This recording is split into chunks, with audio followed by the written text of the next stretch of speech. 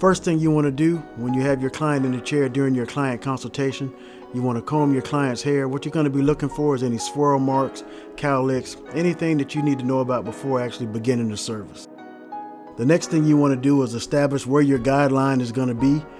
Right now I'm using my Master ANDIS flat on the client's head, slightly rocking out at the top.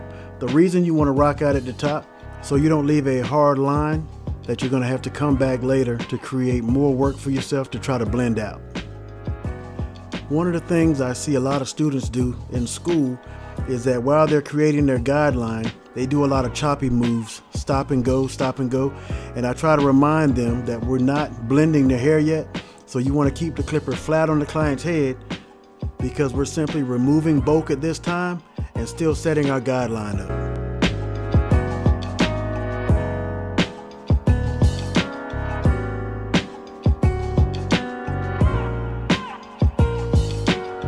With the long hair that's hanging over the guideline, you could simply use clipper over comb to remove that bulk to expose your guideline.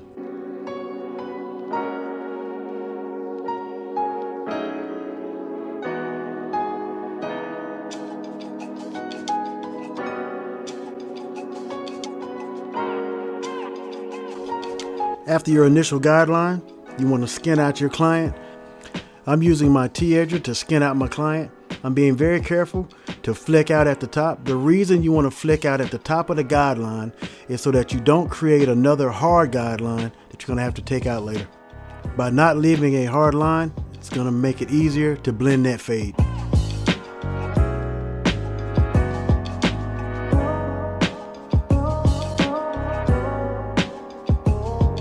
Okay, now it's time to begin our fading process by creating our second guideline.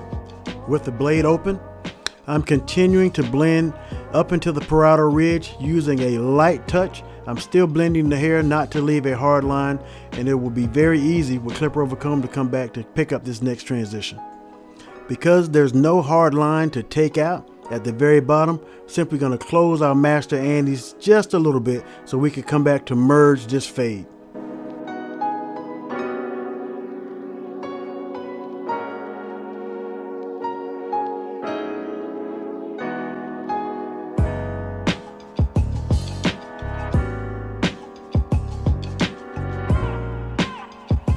If you notice my clipper position as we transition through the client's parietal ridge, my clipper is not flat on the client's head, it's slightly raised off of the client's head, and we're going to use clipper over comb going directly into the parietal ridge area, going against the grain. And what going against the grain in this area is going to do, it's going to remove weight and create movement.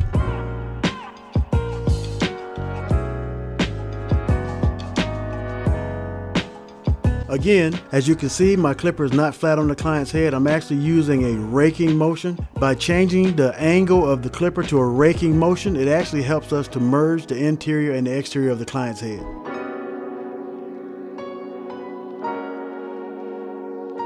As we transition to the back of the client's head, using clipper over comb, we're going to over direct the client's hair to achieve the desired length that we're looking for. Simply angling my comb to match the client's head shape to get the desired length.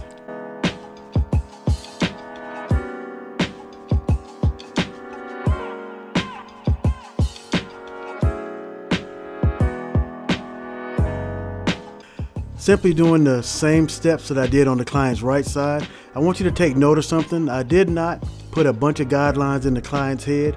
I simply created one guideline and I finished the haircut as we transition around the client's head. The reason for that is that it trains your thumb and your eyes to work together. When you first start off cutting hair, one of the things that's gonna be detrimental is the opening and closing, the stopping. 90% of what a barber does is off of repetition.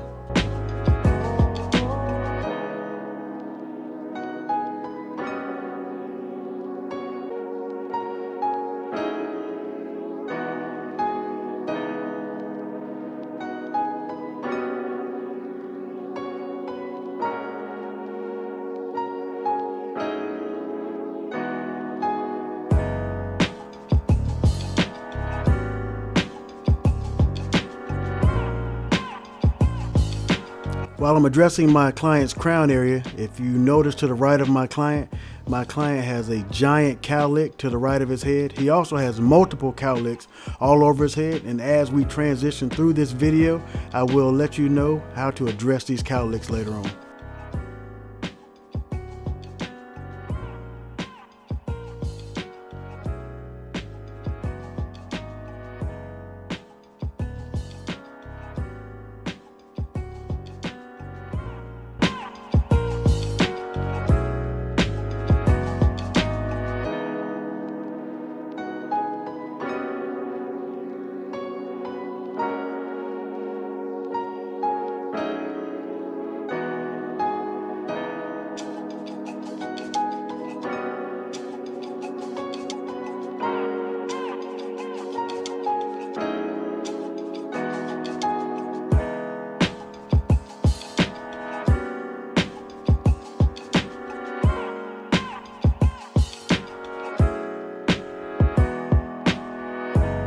As I'm transitioning through the fade, I'm simply using the same techniques that I used on the client's right side and the crown area.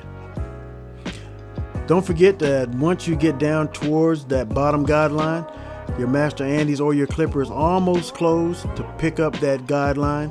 Once you clear that guideline, don't forget to open that clipper back up as you transition up the side of the head.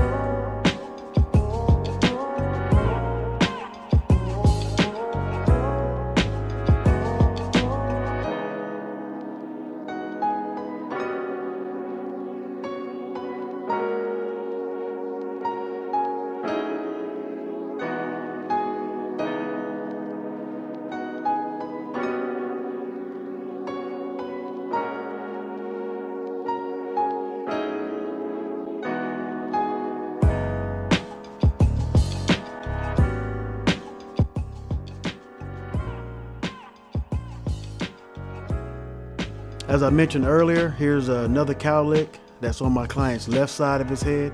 What I'm going to do now, I'm going to transition the comb into my right hand and the clipper into my left hand to go against the grain on the client's hair. And what that's going to allow me to do at this time is going to allow me to remove bulk and to create movement in the parietal ridge area.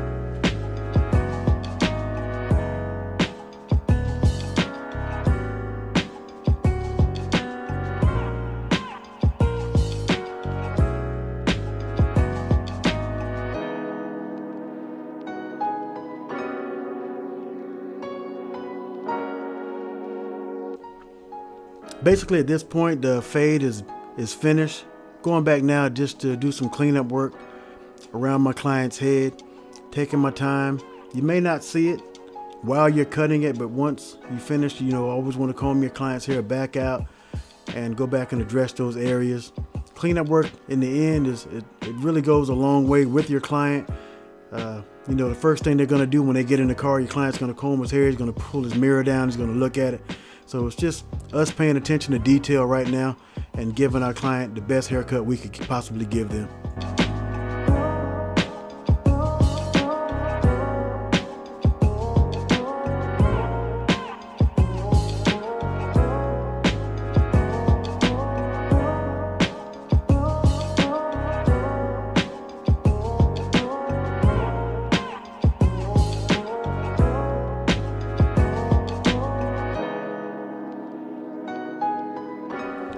Addressing the top of the client's hair at this time, the client wants about 2 inches off. He's really one to like to keep his hair real long on the top.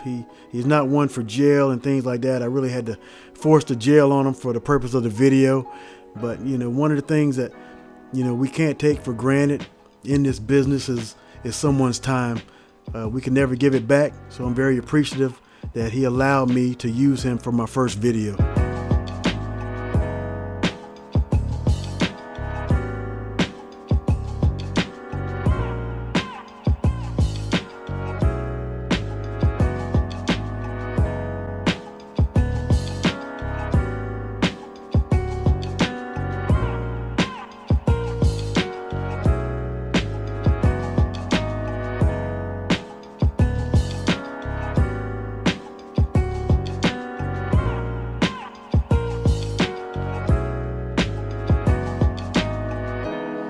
Hey, just doing a little cleanup work on my client, just giving him a little light edge up on my client right now. His beard, he's gonna take the beard down kind of low. Josh, I'm telling you, he's one of the guys that, man, his beard and everything and hair grows so fast, but you know, he's just a real good guy. I want to take the time to thank you all for, you know, lending me a portion of your life to watch this video. I hope you all enjoyed. I hope you learned something from it. Like I say, one of the things, we're in the service business, you know. Don't take your clients for granted. When it comes down for people deciding where they're going to spend their money, let's be mindful, because every client that comes in, whether they get on your nerves, whether they're picky, these people are helping us put food on our families' tables, taking care of our families. So once again, thank you for watching this video, and hope to see you next time.